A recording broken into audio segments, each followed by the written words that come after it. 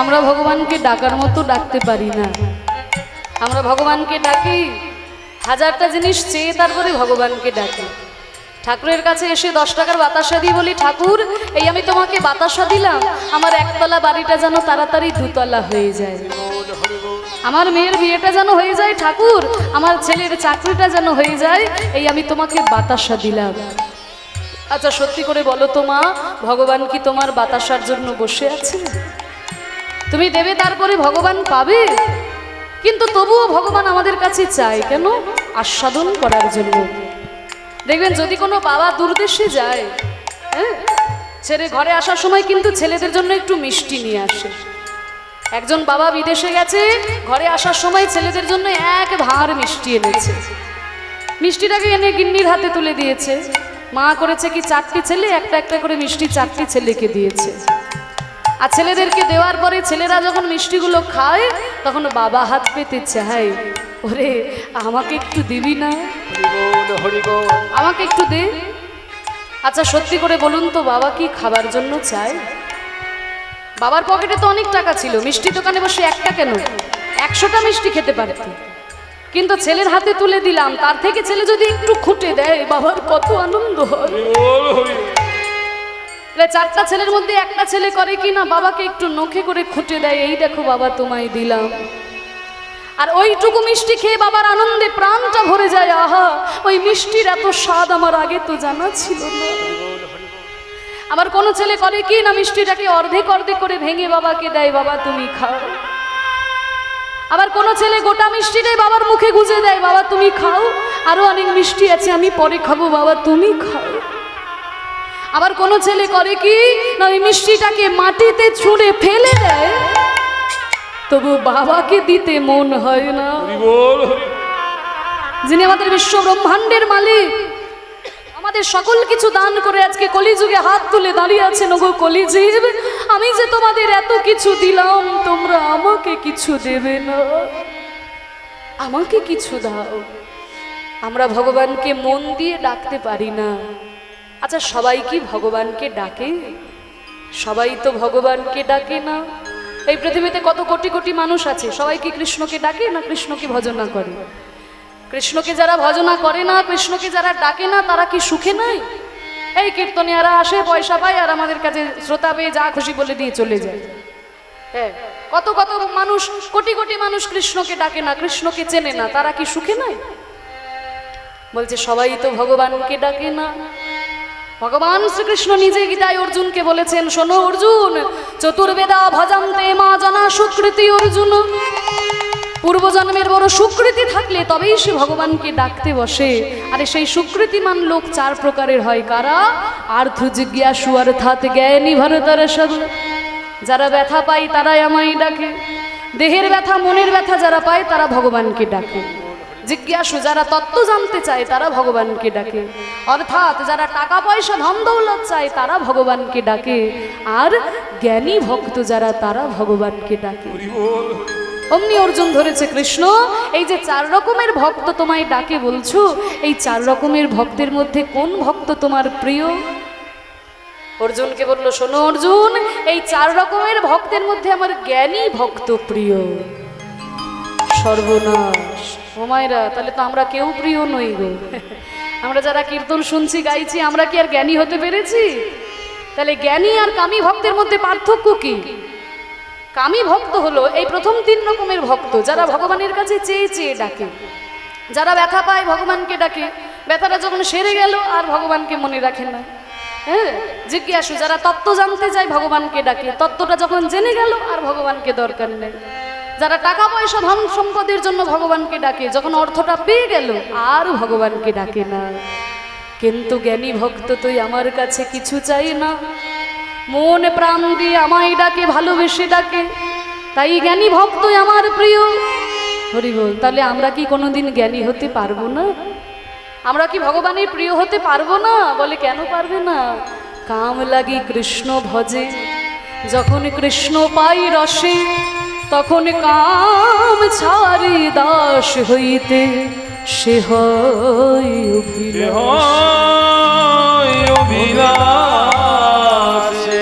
ও মাইরা, ও যে ধ্রুব ধ্রুবর কথা শুনেছ তো? ছোট্ট ধ্রুব, ধ্রুব দুটো মা ছিল, একটা নিজের মা, একটা সৎ মা। এবার ধ্রুব যখন তার বাবার কোলে বসতে গেছে, তার সৎ মা এসে বলছে, এই তোর বাবার কোলে বসবি তো আগে মর গে যা, কৃষ্ণ কৃষ্ণ কৃষ্ণ বলে মর, মরে যখন আমার গর্ভে সন্তান হয়ে আসবি তখন তোর বাবার কোলে বসতে যাবে। ধ্রুব তার নিজের মায়ের কাছে গিয়ে বলছে, মা, ছোট মা আমাকে এই কথা বলেছে। তোর ছোট মা তো ঠিকই বলেছে ধ্রুব, তুই নারায়ণকে ডাক, তুই যদি পিতার সিংহাসন লাভ করতে চাস তুই নারায়ণকে ডাক। ধ্রুব নারায়ণকে ডাকার জন্য ছুটে গেল জঙ্গলে। আরে জঙ্গলের মধ্যে গিয়ে বাঘ ভাল্লুক যাকেই দেখতে পাই গলায় জড়িয়ে ধরে বলে, তুমি কি আমার নারায়ণ? বাঘ সিংহের গলায় জড়িয়ে ধরে বলে, তুমি কি আমার ভগবান? নারদ মুনি বলছে, নারায়ণ প্রভু, এই ছোট্ট ধ্রুব এইভাবে কাঁদছে, তুমি দেখা দিচ্ছ না। নারদ, আমি দেখা দেব কি করে? কারোর উপর গুরু কৃপা না হলে তো আমি দেখা দিতে পারি না। যাও নারদ, তুমি গিয়ে ধ্রুবকে উদ্ধার করে এসো। নারদ যে ধ্রুবর সামনে দাঁড়িয়েছে অমনি চরণ দুটিকে জড়িয়ে ধরেছে, তুমি কি আমার নারায়ণ? তুমি কি আমার নারায়ণ? বলে, আমি তোর নারায়ণ নই রে, আমি তোর নারায়ণের দাসের অনুদাস। এই মন্ত্র তোকে দান করলাম, এই মন্ত্র তুই জপ করে যা, তুই নারায়ণের দর্শন পাবি।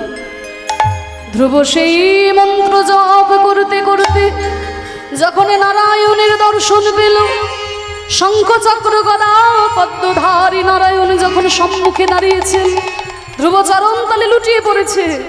নারায়ণ বলল, ধ্রুব, পিতার সিংহাসন লাভ করার জন্য তুমি আমায় ডেকেছ, তো আমি তোমায় আশীর্বাদ করলাম, যাও তুমি পিতার সিংহাসন লাভ করো। ধ্রুব নারায়ণের দুটি চরণ জড়িয়ে ধরে বলে, ওগো ভগবান, যদি কেউ কাচের টুকরো খুঁজতে খুঁজতে একটা হীরের টুকরো পেয়ে যায়, কেউ কি আর কাঁচের টুকরো নিয়ে চিন্তা করে? হয়তো আপনি একটা কাচের আংটি পরে আছেন, আর ওই কাঁচটা খুলে পড়ে গেছে, মনে মনে ভাবছেন যেমন তেমন একটা হলেই হবে। কিন্তু কাচের টুকরো খুঁজতে খুঁজতে যদি কেউ হীরের টুকরো পেয়ে যায়, কেউ কি বলবে আমার হীরের টুকরো দরকার না, আমার কাচের টুকরোটাই ভালো? আমি পিতার সিংহাসন লাভের আশায় তোমায় স্মরণ করি, আজকে তোমার ওই রাঙা চরণ দুখানি পেয়েছি নারায়ণ, এখন আমি চরণ ছাড়া কিছু চাহি না, কিছু চাহি না, আমায় ওই চরণের দাস করো, চরণ ছাড়া কিছু চাহি না,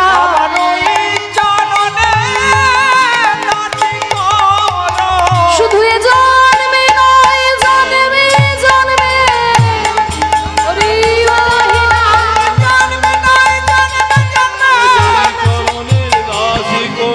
বলে চরণ ছাড়া কিছু চাহি না।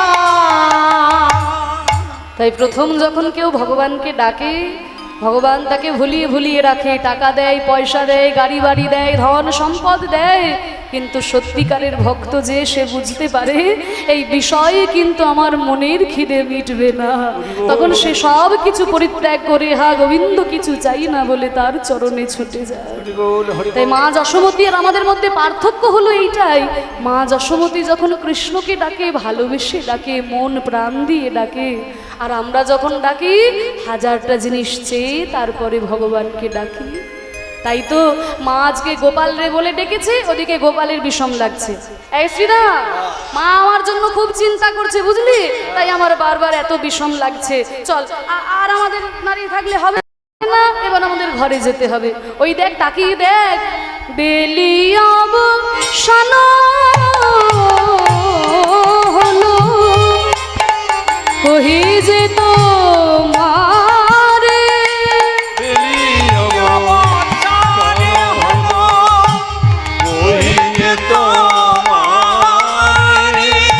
বেলে অবসান হলো কহি যে তো মারে, বেলি অবসান হলো কহিতে তোমারে, আমার মায়ের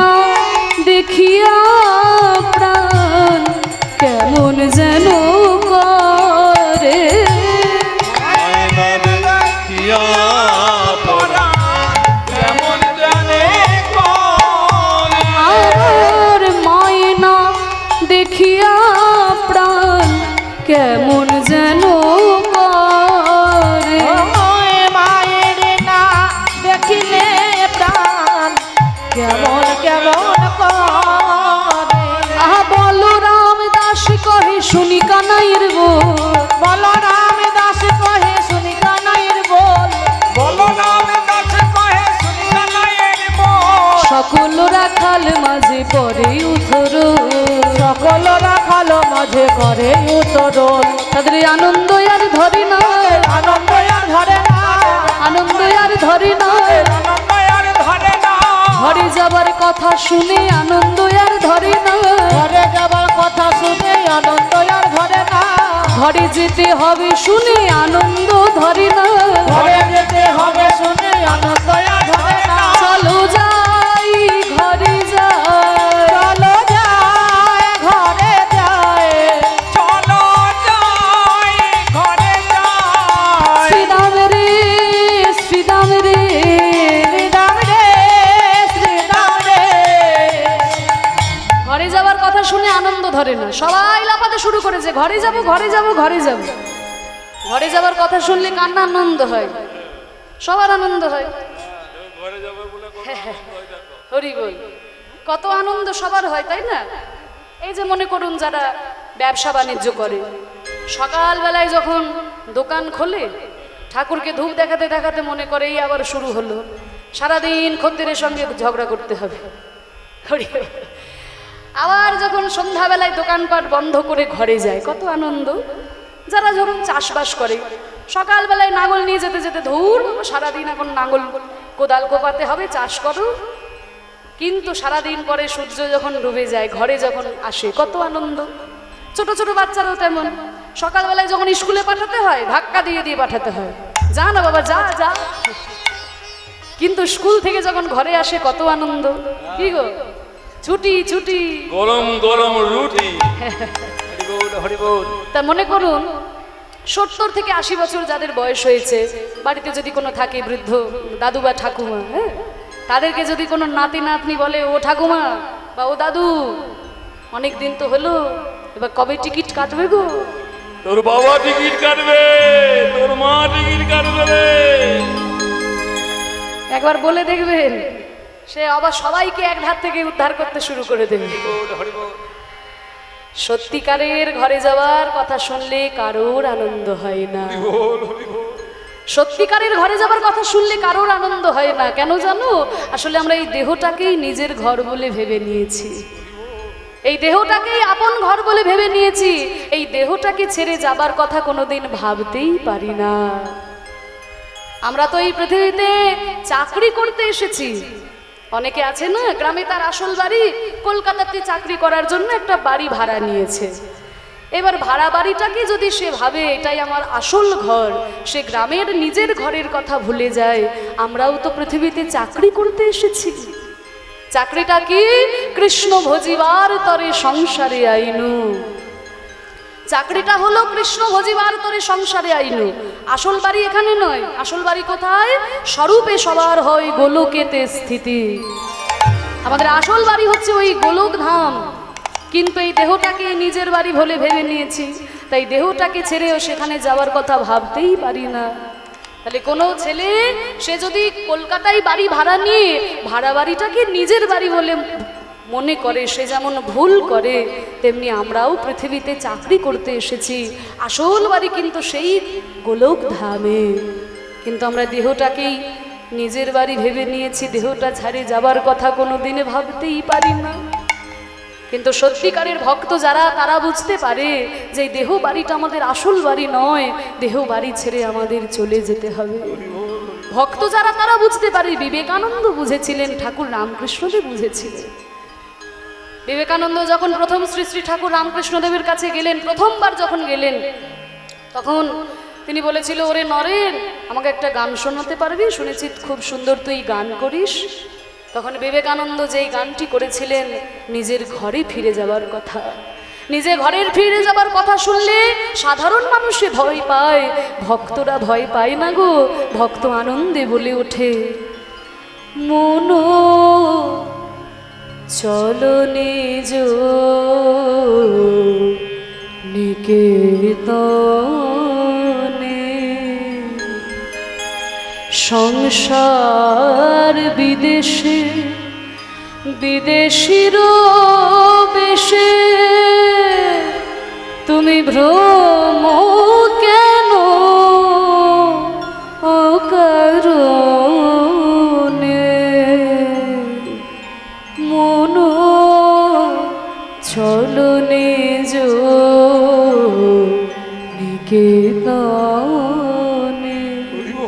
ওরে বিদেশে চাকরি করতে এসে যাদের সঙ্গে পরিচয় হলো তারাই তোর আসল লোক।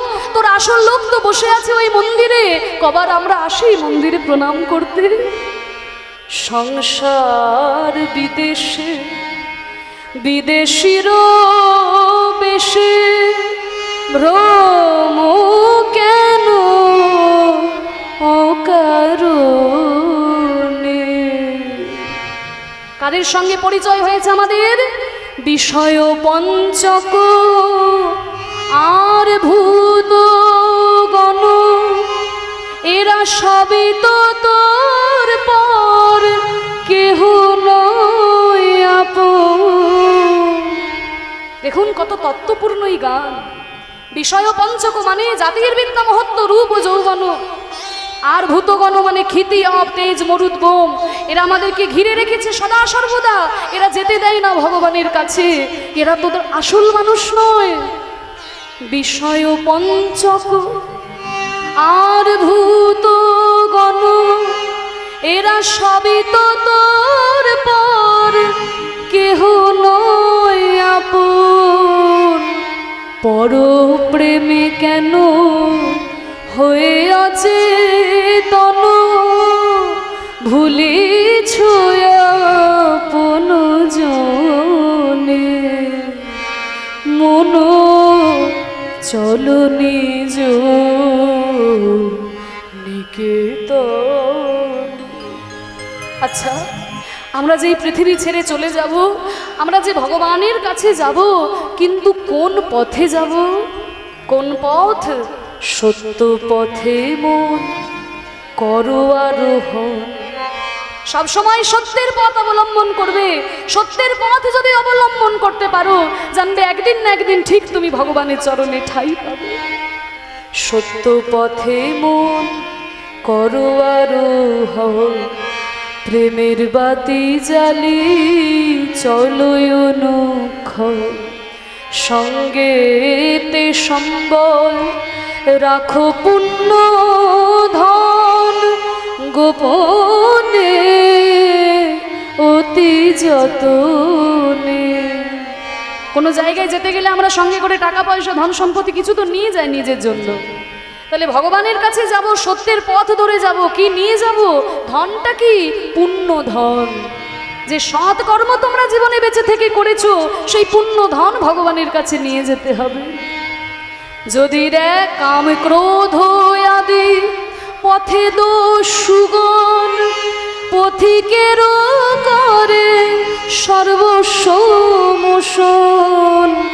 অতি সযতনে রাখো রে প্রহরী, শাম দাম দুই জনে। মন চলো নিজ নিকেতনে। আচ্ছা, আমরা যখন কোথাও যাই, পথে ঘাটে কোথাও যাই, অনেক প্রতীক্ষালয় পাই। আমরা যে ভগবানের কাছে যাব, কোনো প্রতীক্ষালয় নাই। আছে এই যে আজকে আপনারা এসেছেন, সাধু সঙ্গ নামে আছে পান্থ ধাও।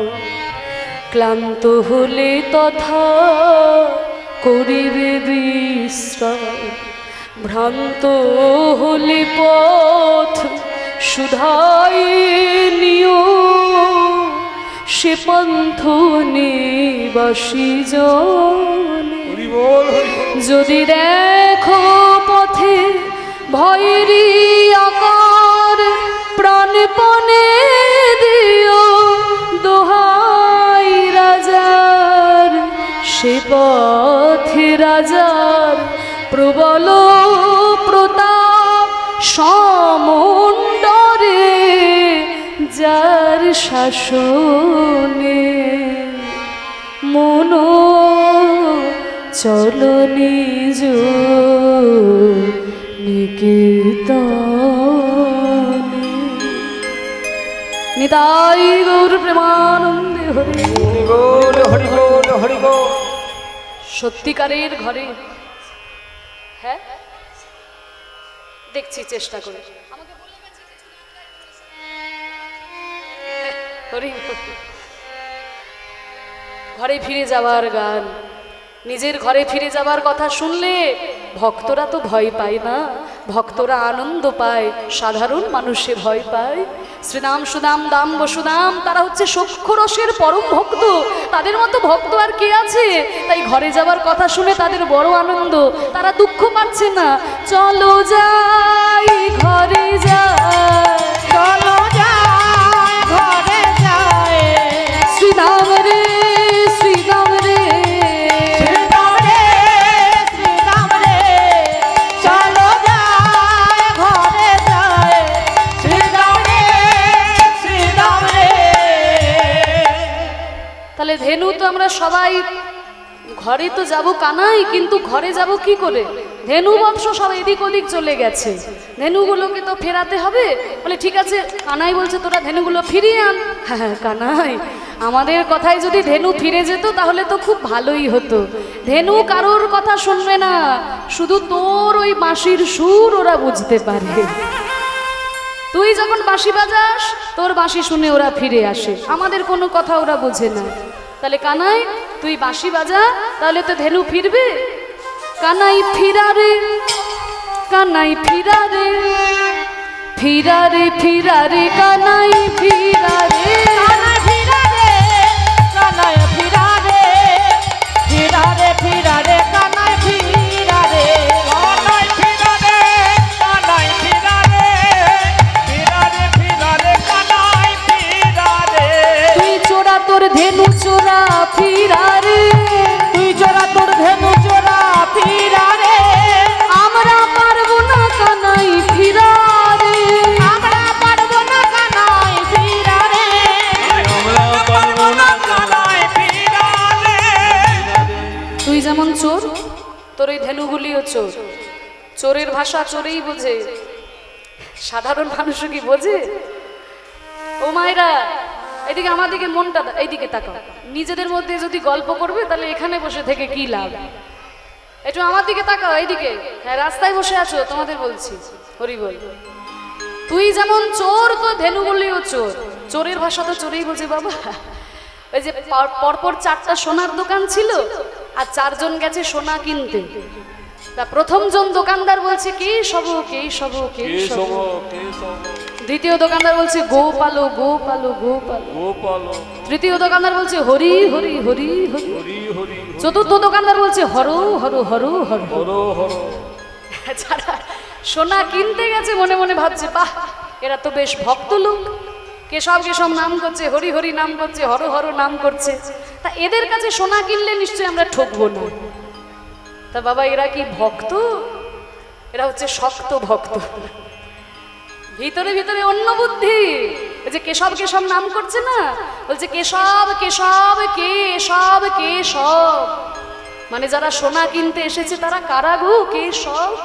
তখন দ্বিতীয় দোকানদার উত্তর দিচ্ছে এরা হচ্ছে গো পালো গো পালো, মানে এরা সব গরুর পাল। তা নইলে কি আমাদের এই ঠকবাজি বুঝতে পারতো না? এরা হচ্ছে গরুর পাল।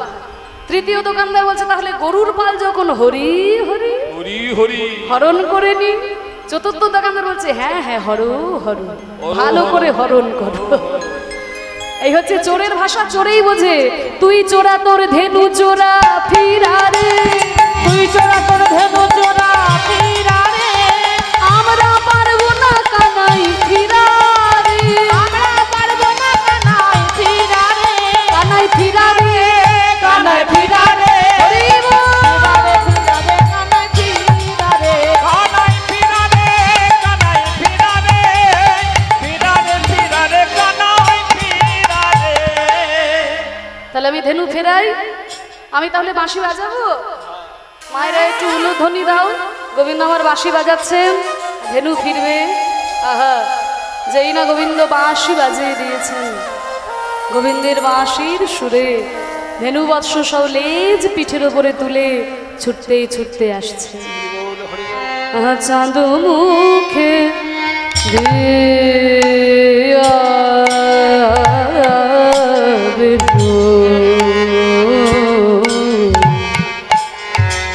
শ্যামার নাম লইয়া সব ধেনু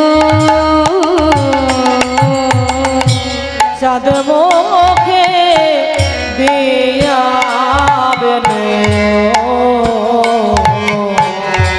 নাম লইয়া সব ধেনু চাঁদ মুখে দিয়া ধেনু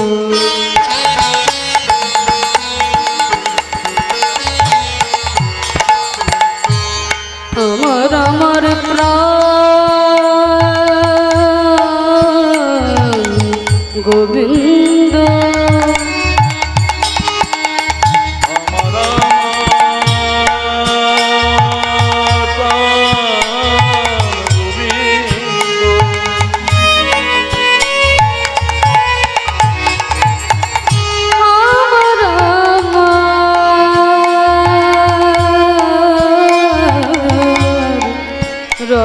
রসরাজ গোবিন্দ প্রাণ গোবিন্দ চাঁদ মুখে দিয়া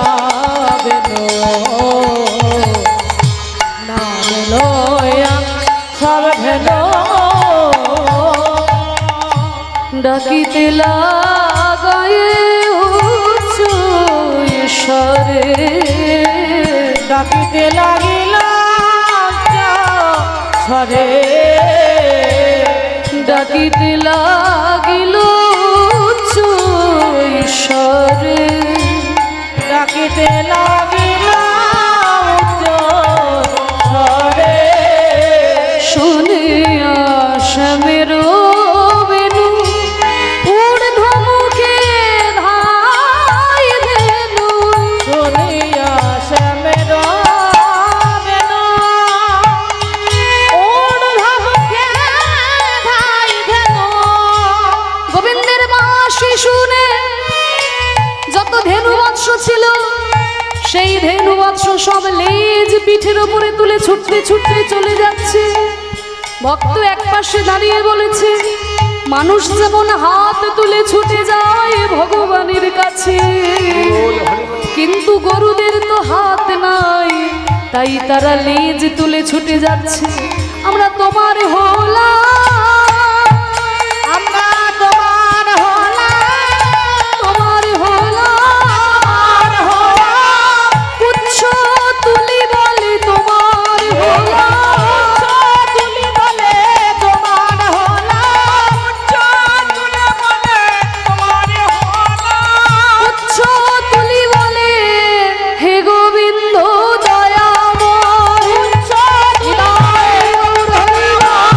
তুলি বলে তুলি বলে তুলি বলে আমরা তোমার হলাম, পুচ্ছ ফেলি পিঠে বাবু পরে পুচ্ছ ফেলি পিঠে ধেনুবৎস সব লেজ পিঠরের উপরে তুলে ছুটতে ছুটতে চলে আসছে।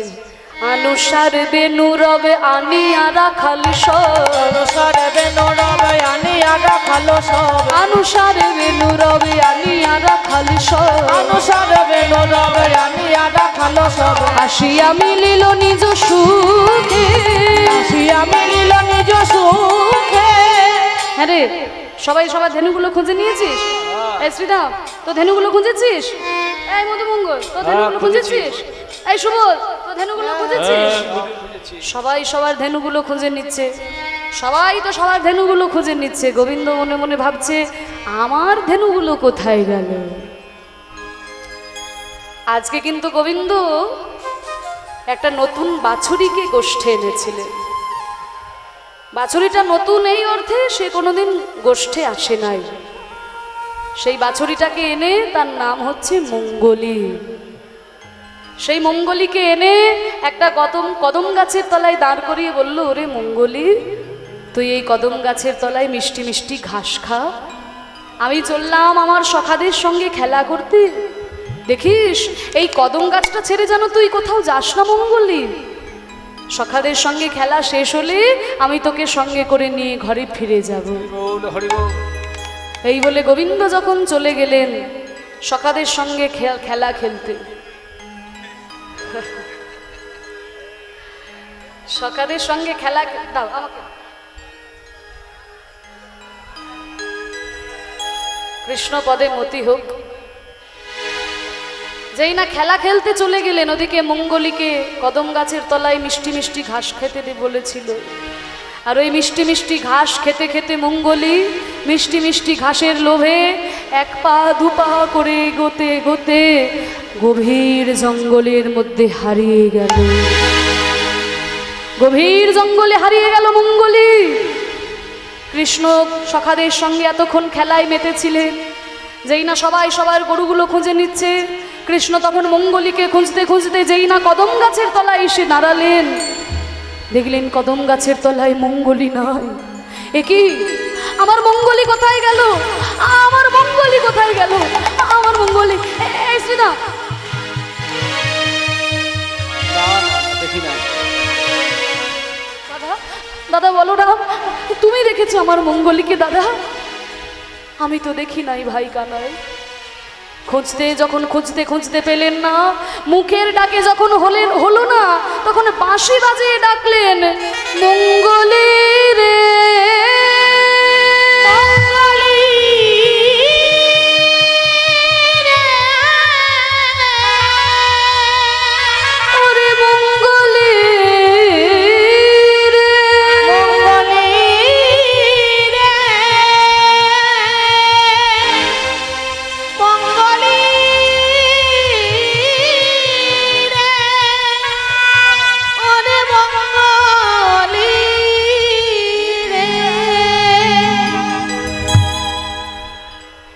প্রথম কৃষ্ণের ঘরে ফিরে যাওয়ার বাঁশির সুর।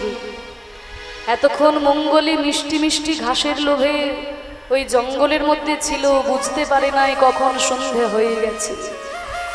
যেই না গোবিন্দের বাঁশির আওয়াজ কানে এসেছে, অমনি চমকে উঠেছে মঙ্গলী। আর যেই না চমকে ওঠে ওপরের দিকে তাকিয়েছে, দেখে কিনা বেলা শেষ।